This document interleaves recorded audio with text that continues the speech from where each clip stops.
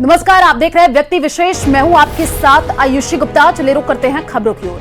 राष्ट्रपति के हस्ताक्षर के बाद वक्फ संशोधन विधेयक अब कानून बन गया है। इस बीच नए कानून के खिलाफ सुप्रीम कोर्ट में दाखिल की गई याचिकाओं पर नजर है, तो वहीं उत्तर प्रदेश सरकार अवैध कब्जों को चिन्हित करने का काम भी शुरू कर चुकी है। वक्फ पर छिड़ी बहस के बीच आज व्यक्ति विशेष में विश्लेषण वक्फ कानून पर हो रही सियासत और उसके उत्तर प्रदेश पर असर का। ये कानून भारत सरकार का है और इसको स्वीकार करना पड़ेगा।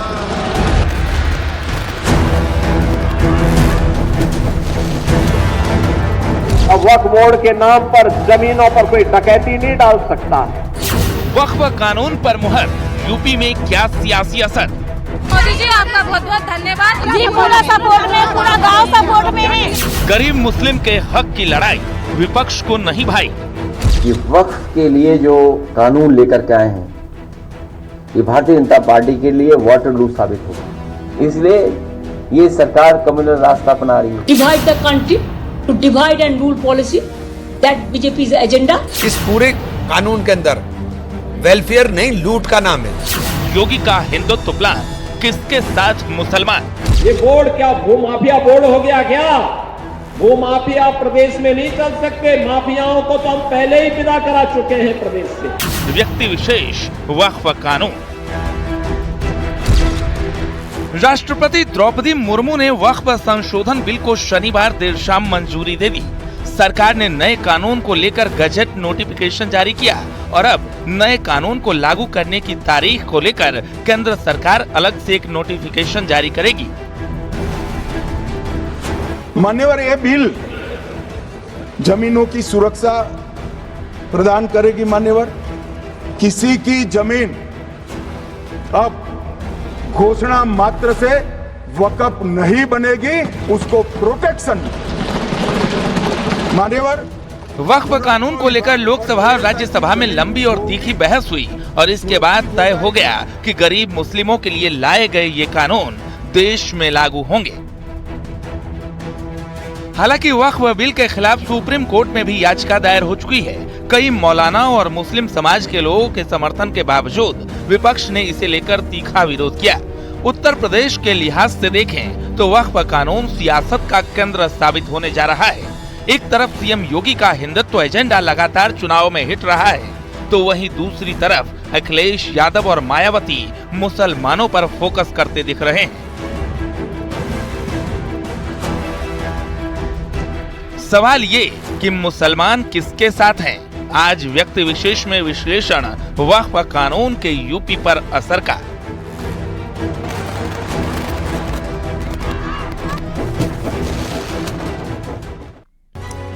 क्या वक्फ के विरोध में उतरे विपक्ष को वक्फ का मुद्दा मुस्लिम वोटों पर माइलेज दिला पाएगा या योगी का हिंदुत्व प्लान फिर चुनावी लड़ाई में हिट साबित होगा?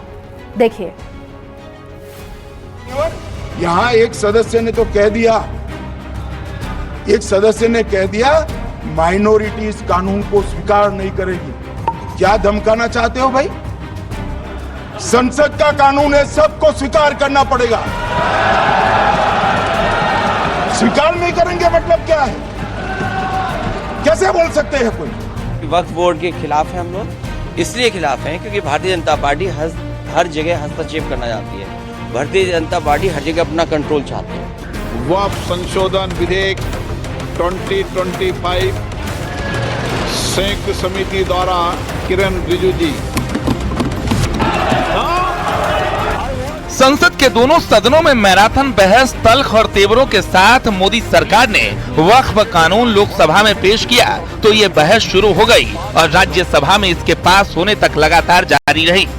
विपक्ष ने पुरजोर कोशिश की, हर हथियार आजमाया, लेकिन गरीब मुस्लिमों के लिए वक्फ कानून लेकर आई मोदी सरकार अपने मिशन में कामयाब रही। राष्ट्रपति की मुहर के बाद देश में वक्फ कानून अपनी जगह ले चुका है। उत्तर प्रदेश सरकार ने तो वक्फ के नाम पर किए गए अवैध कब्जों को चिन्हित करने का काम भी शुरू कर दिया है। साफ है, अब बारी है एक्शन की। वक्फ बोर्ड संशोधन अधिनियम पारित किया है। अब वक्फ बोर्ड के नाम पर जमीनों पर कोई डकैती नहीं डाल सकता है, लूट खसोट नहीं हो सकती है, चौराहे की जमीनों पर कोई कब्जा नहीं कर सकता है। अब सार्वजनिक संपत्ति जो भी होगी, जो राजस्व की भूमि होगी, उसका उपयोग विद्यालय बनाने में, चिकित्सालय बनाने में, कॉलेज बनाने में, मेडिकल कॉलेज बनाने में, ऐसे बैराज बनाने में, गरीबों के लिए आवास बनाने में ही उसका उपयोग होगा। हालांकि वक्फ कानून के खिलाफ विरोधी सुप्रीम कोर्ट का दरवाजा भी खटखटा चुके हैं। कांग्रेस, AIMIM, आम आदमी पार्टी के अलावा कई पार्टियों की तरफ से सुप्रीम कोर्ट में याचिकाएं दाखिल की जा चुकी हैं। सुप्रीम कोर्ट का इस कानून को लेकर दायर की गई याचिकाओं पर क्या रवैया रहेगा, ये सुनवाई के बाद पता चलेगा। लेकिन कई मौलाना और मुस्लिम समाज के लोग मोदी सरकार के इस कदम की खुलकर तारीफ कर रहे हैं। इसका पूरा देश का आम मुसलमान, पिछड़ा पासमानदा मुसलमान इसका स्वागत करता है। ये देखिए, वक्फ अमेंडमेंट एक्ट आज मुसलमानों के लिए बहुत अहम था, बहुत ज़रूरी था। जिस तरीके से वक्फ बोर्ड की ज़मीनों का मिसमैनेजमेंट हो रहा था, उसके ऊपर अवैध कब्जे हो रहे थे। कुछ खास लोगों ने, कुछ खास ग्रुप्स ने वक्फ की संपत्तियों को अपनी जागीर समझ लिया था। ये अमेंडमेंट इस तमाम चीज़ों में सुधार लाने का काम करेगा। वक्फ बोर्डों के चेयरमैन, मेंबरान और संबंधित अधिकारियों ने भूमाफियाओं से मिलकर के करप्शन किया, खूब वक्फ की जमीनों को लूटा, खसोटा और वक्फ की जमीनों को बर्बाद कर दिया। अब उम्मीद जगी है कि वक्फ संशोधन बिल आने से इन तमाम चीजों पर रोक लगेगी। तो लोकसभा में बिल के पक्ष में 288 वोट पड़े और बिल के विरोध में 232। राज्यसभा की बात करें तो बिल के पक्ष में 128 वोट पड़े और बिल के विरोध में 95। आप बार बार ये कह रहे हैं कि स्पेसिफिक हमारा देश में मुस्लिम को डिवाइड किया जा रहा है। ये आपने कहा, आप थोड़ा सोच के देखिए, आपने जितना जो उस समय पुराने प्रावधान के मुताबिक सुन्नी बोर्ड अलग, शिया बोर्ड अलग और बाकी मुसलमानों का बोर्ड अलग अलग होना चाहिए, ये आपने किया है। हम कर रहे हैं कि हर एक बोर्ड में जितना मुस्लिम सेक्ट है सब मिलजुल के एक साथ उसमें बैठना चाहिए। तो मुस्लिम को डिवाइड आप कर रहे हैं कि हम कर रहे हैं? तरमीमी बिल भारत के गयूर मुसलमानों के ईमान पर, इबादत पर एक हमला है और ये जंग ना सिर्फ मेरे जिस्म पर है बल्कि मेरी आज़ादी पर, मेरी समाजी और माशी मार्जिनलाइजेशन पर है, मेरी शहरियत पर है, मेरे मदरसे, मस्जिदों, खानखाहों और दरगाहों को निशाना बनाया जा रहा है। और ये हुकूमत सच्चाई को नहीं बयान कर रही है कि ये तरमीमी बिल से मुसलमानों का तहफ़्फ़ुज़, तरक्की और गुर्बत का खात्मा होगा। ये सरासर झूठ है। दूसरी तरफ all India Muslim personal law board ने न सिर्फ इसका विरोध किया बल्कि ईद की नमाज के दौरान भी काली पट्टी वाली सियासत देखने को मिली। हालांकि बड़ी संख्या में मुस्लिम समाज की तरफ से इस बिल का समर्थन भी किया गया है। नए वक्फ कानून और पुराने कानून के बीच 4 बड़े अंतर आपको बताते हैं जो वक्फ प्रॉपर्टी पर हर तरह के विवाद का समाधान है।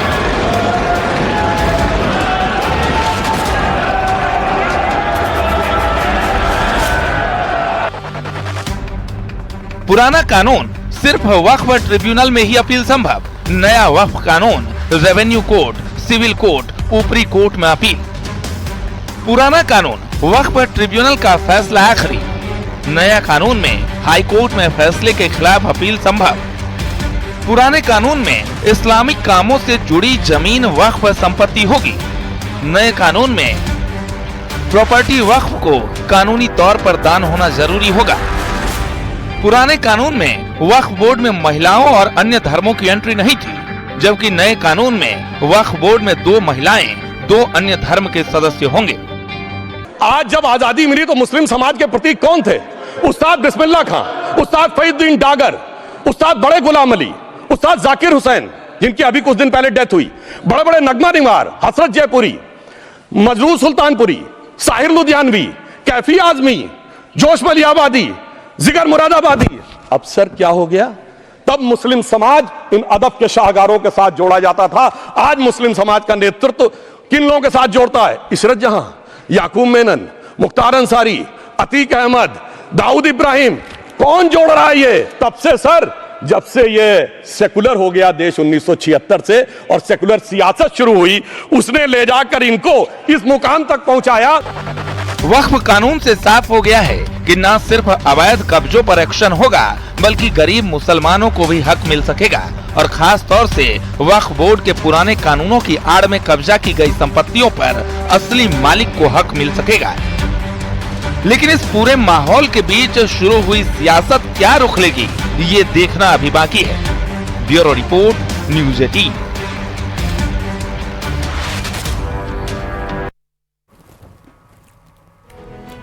तो वक्फ कानून पर चल रही बहस से यूपी में सियासी गोलबंदी तेज हो गई है और बीजेपी पहले से ही हिंदुत्व के एजेंडे पर मुखर होकर आगे बढ़ रही है। तो वहीं ट्रिपल तलाक और पसमानदा मुस्लिमों की तरफदारी जैसे कदम से बीजेपी के पक्ष में मुस्लिमों का समर्थन बढ़ता दिख रहा है।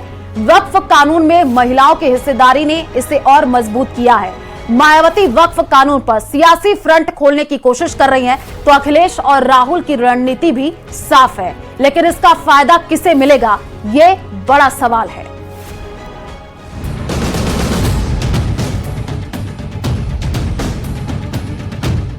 उत्तर प्रदेश की सियासत पहले से ही संभल के मुद्दे पर काफी तेज थी। इस बीच वक्फ कानून पर चल रही बहस से यूपी में सियासी गोलबंदी तेज हो गई है। बीजेपी पहले से ही हिंदुत्व के एजेंडे पर मुखर होकर आगे बढ़ रही है, तो वहीं मुस्लिमों का एक बड़ा धड़ा भी बीजेपी के समर्थन में दिख रहा है। ट्रिपल तलाक और पसमानदा मुस्लिमों की तरफदारी जैसे कदम इस रणनीति का हिस्सा है। वहीं विपक्ष अल्पसंख्यक वोटों के लिए आक्रामक रुख बनाने की कोशिश तो कर रहा है, लेकिन स्टैंड साफ नहीं कर पा रहा है। मायावती पिछले काफी वक्त से सियासी कामयाबी की तलाश में है, लेकिन बीएसपी लगातार जनाधार खो रही है। यूपी उपचुनाव के बाद मायावती ने मुस्लिमों पर साथ न देने का आरोप लगाया था, लेकिन अब वक्फ कानून पर सियासी हवा देखते हुए स्टैंड बदला और मुस्लिमों का समर्थन करने की बात कही। मायावती ने यूपी उपचुनाव के बाद कहा था, मुस्लिमों ने चुनाव में साथ नहीं दिया, अब वक्फ कानून पर हर संघर्ष में मुसलमानों के साथ खड़े होने की बात कर रही हैं। उधर अखिलेश यादव एक तरफ कुंभ में स्नान तो दूसरी तरफ कुंभ पर राजनीतिक बयानों को लेकर बीजेपी के निशाने पर रहे, तो संभल के मुद्दे पर भी जमकर खींचतान दिखाई दी। वक्फ कानून को लेकर भी अखिलेश यादव ने सदन में खुलकर विरोध किया।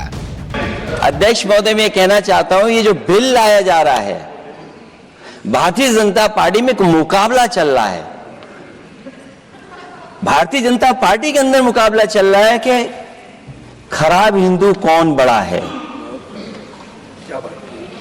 और ये बात अध्यक्ष महोदय मैं ऐसे ही नहीं कह रहा हूं। जो पार्टी ये कहती हो कि दुनिया की सबसे बड़ी पार्टी है, अध्यक्ष महोदय वो अपना राष्ट्रीय अध्यक्ष नहीं चुन पाए अभी तक। वहीं बीजेपी की बात करें तो शुरू से ही बीजेपी ने अपना स्टैंड क्लियर रखा। सीएम योगी ने साफ लफ्जों में कहा कि किसी भी सूरत में अवैध कब्जों को हटाया जाएगा और यूपी में माफियागिरी नहीं चलेगी। दे रहे थे, जब हम कुंभ का आयोजन करने जा रहे थे, उस समय वो बयान दे रहे थे कि प्रयागराज में कुंभ की भूमि भी वक्फ की भूमि है। अबे हमने कहा ये बोर्ड क्या भूमाफिया बोर्ड हो गया क्या? वो माफिया प्रदेश में नहीं चल सकते। माफियाओं को तो हम पहले ही विदा करा चुके हैं प्रदेश से।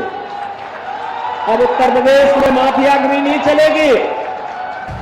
वक्फ कानून के सियासी असर की बात करें तो ये बीजेपी के रुख में कई समीकरण सेट करता दिखता है। बीजेपी के लिए वक्फ इम्पैक्ट, हाशिए के मुस्लिम समाज का समर्थन मिलेगा, अवैध कब्जे हटने से पॉजिटिव मैसेज जाएगा, सही वक्फ प्रबंधन से गरीब मुस्लिमों को मदद मिलेगी, मुस्लिम महिलाओं का बीजेपी की तरफ रुझान और मजबूत होगा। व्यक्तिगत स्वार्थ का एक अड्डे बने हुए हैं। चंद लोगों के लूट खसोट के अड्डे बने हुए हैं। किसी भी सरकारी प्रॉपर्टी पर जबरन काबिज करने का एक माध्यम बना हुआ है। और रिफॉर्म इस समय की मांग है।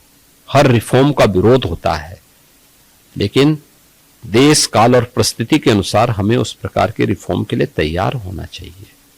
और मुझे लगता है कि इसका लाभ मुस्लिम समाज को भी होगा, और जिसके कारण बहुत बार कानून व्यवस्था के संकट खड़ा होता है, उससे भी लोगों को मुक्ति मिलेगी। उधर कांग्रेस की बात करें तो कांग्रेस ने वक्फ कानून का खुलकर विरोध किया। हालांकि उत्तर प्रदेश में लोकसभा चुनाव में कांग्रेस को जो बूस्ट मिला वो इस विरोध के जरिए इसे कायम रख पाएगी या नहीं, ये साफ नहीं। वक्फ के वेलफेयर की बात कर रहे हो, बद्रीनाथ मंदिर का ट्रस्ट बना था 1939 में मेरे ख्याल से। उसकी बहुत सारी प्रॉपर्टी कुछ रामनगर में है, देहरादून में है, लखनऊ में है, उसके अलावा बहुत हिंदुस्तान में, नेपाल में भी है, और लोगों ने कब्जा की हुई है। आज तक आपका ध्यान क्यों नहीं गया? डबल इंजन ट्रिपल इंजन की सरकारें आप चला रहे हो, तो आप मंदिर ट्रस्ट की जमीनें भूमियां खाली क्यों नहीं करा पा रहे हो? खाली कराइए ना। और आप हमें कह रहे हो कि हमने हमारे वेलफेयर का काम करेंगे। इस पूरे कानून के अंदर वेलफेयर नहीं, लूट का नाम है। उत्तर प्रदेश में विधानसभा चुनाव की मुहिम पहले से ही शुरू हो चुकी है और अब वक्फ कानून इस सियासत को गरमाने में अहम भूमिका निभाएगा। एक तरफ बीजेपी हिंदुत्व के एजेंडे के साथ आगे बढ़ रही है, तो वहीं दूसरी तरफ 3 तलाक कानून के बाद वक्फ कानून में मुस्लिम महिलाओं को हिस्सेदारी से ये समर्थन और मजबूत होता दिखेगा। लेकिन समाजवादी पार्टी, कांग्रेस और बीएसपी को वक्फ कानून का विरोध क्या कोई सियासी माइलेज दे पाएगा, ये बड़ा सवाल है। Bureau report, news 18।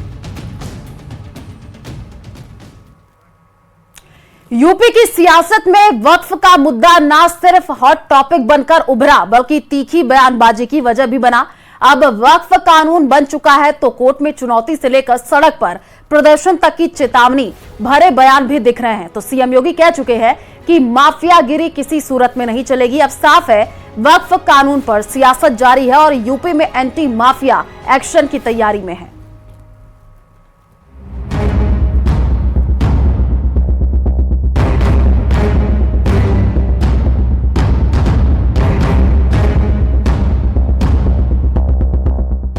वक्फ कानून बन चुका है, जल्द ही इसे लागू करने की तारीख भी सामने आ जाएगी। यूपी में तो इसका इम्पैक्ट दिखना भी शुरू हो गया है और अवैध कब्जों को चिन्हित करने का काम जारी है। लेकिन दूसरी तरफ इसे लेकर सियासत पूरी तरह से गर्म है। इतना पवित्र महीना रमजान का हो और उस रमजान महीने में जिस तरह से all India Muslim personal law board, हमारे ओवैसी साहब कह रहे हैं, ये पट्टी मैं इसलिए बांध रहा हूँ कि all India Muslim personal law board का आदेश है, तो मुझे लगता है कि पहली बार मस्जिदों का इस्तेमाल करने की कोशिश की गई, ईदगाह को करने की कोशिश गई और उस मतलब जो जियारत करने का एक तरह से जो इबादत का था, इबादत गाह को सियासत गाह बना दिया। उस पर उन्होंने चुप्पी साध रखी है। बड़ा इमोशनल कनेक्ट है वक्फ का मैटर्स का मुस्लिम समाज से, क्योंकि ये हमारे लिए एक इबादत है, ये नमाज की तरह नहीं और इबादत है ये। अगर आप हमारी मस्जिदों को, दरगाहों को जो अल्लाह के नाम पे प्रॉपर्टी वक्फ कर दी गई है, उससे अगर आप हमको महरूम कर रहे हैं तो फिर जाहिर है ये तो हमारे लिए बड़ा इमोशनल और बड़ी तकलीफदेह बात रहेगी। तो कांग्रेस और समाजवादी पार्टी एक सुर में वक्फ कानून का विरोध करती दिखाई दी। और आने वाले समय के अंदर जब पुराने समय को याद किया जाएगा तो इस इतिहास को लोग माफ नहीं करेंगे कि किस प्रकार से इस बिल को पास कराया गया। समाजवादी पार्टी से लेकर कांग्रेस और बीएसपी लगातार इसका विरोध कर रही है। हर कोई अपने अपने तर्कों के साथ इसके खिलाफ बयान दे रहा है। संशोधन किए गए हैं वो बिल्कुल डिक्टेटोरियल हैं, संपत्ति को हड़पने के लिए है और संविधान के खिलाफ है। मौलिक अधिकारों में ये आर्टिकल 26 में है कि माइनॉरिटीज को अपने रिलीजियस मैटर्स को खुद मैनेज करने का अधिकार होगा, उसमें कोई हस्तक्षेप नहीं कर दे। बहुत सारे साथी अपने जमीर की आवाज़ को नहीं सुन पाए, इसलिए बिल पास हो गया। लेकिन हम इस लड़ाई को अधूरा छोड़ेंगे। हम लोग सड़कों पे इसको लड़ेंगे, जैसे हमने किसान आंदोलन लड़ा था उसी तरह से हम लोग सड़कों पे लड़ेंगे और जब तक लड़ते रहेंगे जब तक जो है किसान आंदोलन ये बिल भी सरकार वापस नहीं देती। वहीं इस वार पर तीखे पलटवार भी सामने आए हैं। विपक्ष ने विरोध में तीखे तंज किए तो बीजेपी की तरफ से भी तीखा पलटवार दिखा। मुस्लिम तुष्टीकरण की जो राजनीति करते हैं वह मनमानी कहेंगे और जो पारदर्शिता चाहते हैं, जो भ्रष्टाचार से मुक्ति चाहते हैं, जो गरीब मुसलमान जो 90% से ज्यादा उसका भी भला चाहते हैं, जो कुछ लोगों की जागीर बनकर के वक्फ बोर्ड रह गया था और वह कांग्रेस ने साजिशन ऐसा किया था। कांग्रेस की साजिश के कारण ही जम्मू कश्मीर में 370 जैसा एक ऐसा भारत माता के हाथ में हथकड़ी और पैर में बेड़िया पहनाई गई थी, उसे भी माननीय नरेंद्र मोदी जी के नेतृत्व वाली सरकार ने समाप्त किया। श्री राम जन्मभूमि का मंदिर जब भगवान सोमनाथ का मंदिर बना था उस समय बन जाना चाहिए था, लेकिन उसको भी कांग्रेस ने नहीं होने दिया, केवल मुस्लिम तुष्टीकरण की घटिया राजनीति के कारण से। माननीय प्रधानमंत्री नरेंद्र मोदी जी के सबका साथ सबका विकास सबके विश्वास के आधार पर जन जन को जोड़ते हुए मुस्लिम समाज और सर्व समाज के जीवन में उत्थान लाने के लिए माननीय प्रधानमंत्री नरेंद्र मोदी जी काम कर रहे हैं, सबको साथ लेकर के चल रहे हैं और देश का सर्वांगीण विकास सबका साथ सबका विकास सबके विश्वास के आधार पर हो रहा है। वक्फ बिल राष्ट्रपति की मुहर के बाद कानून बन चुका है और सीएम योगी पहले ही साफ कर चुके हैं, यूपी में माफियागिरी की जगह नहीं है। अब साफ है कि यूपी में ग्राउंड जीरो पर एक्शन दिखेगा और सियासत और तेज होगी। वक्फ बोर्ड संशोधन अधिनियम पारित किया है। अब वक्फ बोर्ड के नाम पर जमीनों पर कोई डकैती नहीं डाल सकता है, लूट खसोट नहीं हो सकती है, चौराहे की जमीनों पर कोई कब्जा नहीं कर सकता है। अब सार्वजनिक संपत्ति जो भी होगी,